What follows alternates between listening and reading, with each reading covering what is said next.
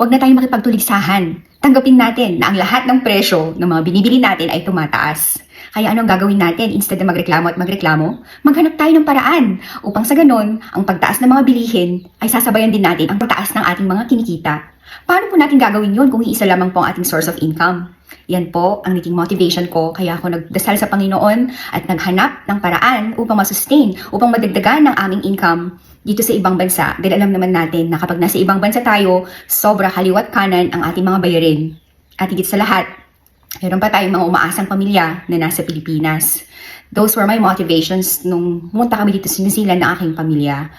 Well, when I found out this business, I would say na napakadaming mga tao ang negatibo sa aking journey sa business na ito. They would say, oh, panandalian lang yan.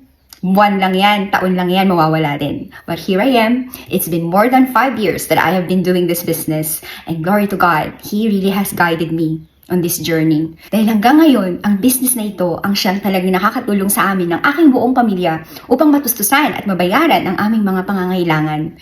Truly, na kapag tayo ay nagdasal, kapag tayo ay nanalig sa Panginoon, hindi niya tayo bibiguin.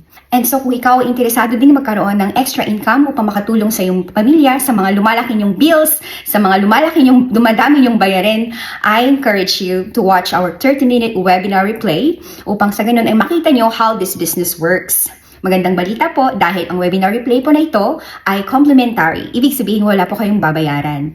So ang kailangan niyo lang ay i-message niyo ako at ibigay niyo sa akin ang inyong email address upang mapadalhan ko kayo ng 30-minute webinar replay na aking sinasabi at upang makapag-desisyon kayo kung ang business ba na ito ay para sa inyo o hindi. I'm not saying that this business is for you, but what if this business is the answer of God to your long-time prayer na magkaroon ka ng dagdag kita, dagdag income without having to sacrifice your precious time na dapat nilalaan mo sa iyong pamilya. I-message nyo lang po ako ngayon after this video upang magbayan ko kayo. God bless you!